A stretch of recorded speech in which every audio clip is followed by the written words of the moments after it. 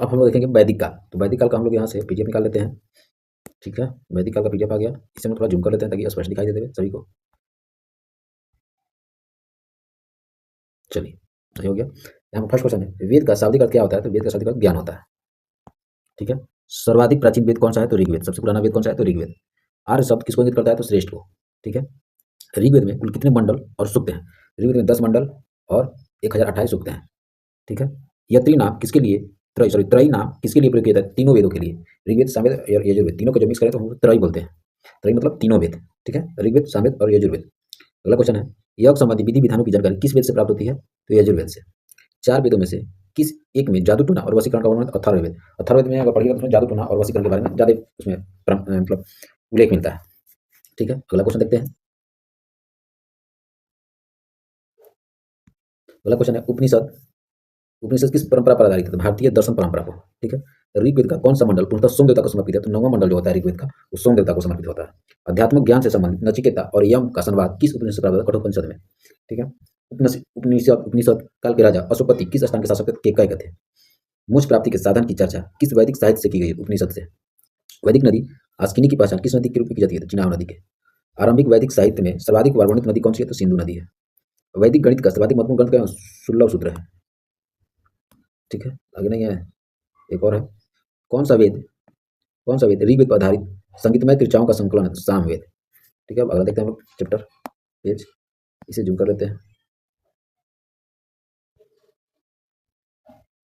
चलिए, वर्ण व्यवस्था का सर्वप्रथम विवरण कहाँ प्राप्त होता है? तो ऋग्वेद के 10वें मंडल से। ऋग्वेद के 10वें मंडल से प्राप्त होता है। पूर्व वैदिक काल में किन दो संस्थाओं का राजा पर नियंत्रण होता था? सभा और समिति का। मतलब राजा देख, मतलब कैसे प्रधानमंत्री हैं तो सभी मंत्रियों के हेड होते हैं, तो वहीं इसमें होता है। सभा और समिति का हेड कौन होता था? तो राजा होता था। राजा के अंडर काम होता था। वैदिक देवताओं का पुरोहित किसे माना जाता है? तो बृहस्पति को। ऋग्वैदिक काल में निष्क शब्द का प्रयोग एक आभूषण के लिए होता था, किंतु परवर्ती काल में इसका उपयोग किस वस्तु के लिए किया जाता था? सिक्के, कॉइन के लिए। पुरुष मेध प्रथा का उल्लेख किस ग्रंथ से मिलता है? सप्तक ब्राह्मण से।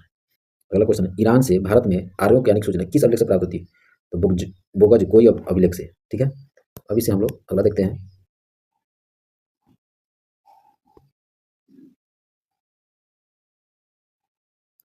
चलिए, 23 नंबर क्वेश्चन है, उत्तर वैदिक काल में किस क्षेत्र को आर्य संस्कृति की पुरुष समझा जाता था? अंग एवं मगध को। गोत्र शब्द का प्रयोग सर्वप्रथम किस काल में होता था? ऋग्वेद काल में। ऋग्वेद काल में जनता का विश्वास किसमें था? बलि और कर्मकांड में। प्रसिद्ध दशराज युद्ध किस नदी के तट पर लड़ा गया था? तब परुष्णी रवि के, परुष्णी से रावी नदी बोला गया। दशराज युद्ध का वर्णन ऋग्वेद के 7वें मंडल में मिलता है। आर्यों को जीविकोपार्जन का मुख्य स्रोत क्या था? पशुपालन और कृषि।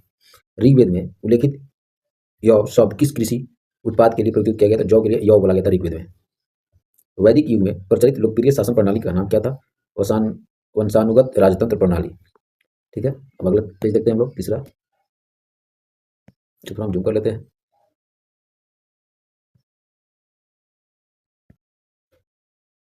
यजुर्वेद अर्थात जीवन का विज्ञान का उल्लेख सर्वप्रथम किस वेद से मिलता है? अथर्ववेद से। आयुर्वेद, सॉरी, आयुर्वेद अर्थात जीवन है। अथर्ववेद में आयुर्वेद के बारे में बताया गया, वर्णन डाले हैं। गायत्री मंत्र का उल्लेख किस ग्रंथ से मिलता है? तो ऋग्वेद के 3रे मंडल से। ऋग्वेद में किसको युद्ध का देवता माना गया? तो इंद्र को। पूर्व वैदिक आर्यों का सर्वाधिक लोकप्रिय देवता कौन थे? इंद्र थे। गायत्री मंत्र की रचना किसने की थी? विश्वामित्र ने। श्रीमद् भागवत गीता मूल रूप से किस भाषा में लिखी गई थी? संस्कृत में। सत्यमेव जयते शब्द किस ग्रंथ से लिया गया था? मुंडकोपनिषद से। ऋग्वेद की मूल लिपि क्या थी? ब्राह्मी लिपि थी। यहाँ तक कोई दिक्कत नहीं है, चलिए आगे चलते हैं। जीविकोपार्जन हेतु वेद वेदांग पढ़ाने वाले अध्यापक क्या कहलाते थे? उपाध्याय। राजा की उत्पत्ति का सिद्धांत किस ब्राह्मण ग्रंथ से मिलता है? ऐतरेय ब्राह्मण से। शूल्य सूत्र किस विषय से संबंधित पुस्तक है? ज्यामिति। अस्तु माँ सदगमय वाक्यांश कहाँ से लिया गया है? बृहत्रारण्यक उपनिषद से। चरक संहिता नामक पुस्तक किस विषय से संबंधित है? चिकित्सा से। याज्ञवल्क्य गार्गी संवाद का उल्लेख कहाँ मिलता है? बृहद्रारण्यक उपनिषद से। वैदिक काल में लंबे समय तक अविवाहित रहने वाली कन्या क्या कहा जाता था? अमाजु। ठीक है, लास्ट क्वेश्चन है, वैदिक काल में द्विज श्रेणी में कौन कौन शामिल थे? तो ब्राह्मण, क्षत्रिय और वैश्य द्विज श्रेणी में आते थे वैदिक काल में। तो वैदिक काल का सभी इंपोर्टेंट क्वेश्चन था, सब समाप्त हुआ। ठीक है, उसके बाद देखेंगे हम लोग जैन धर्म।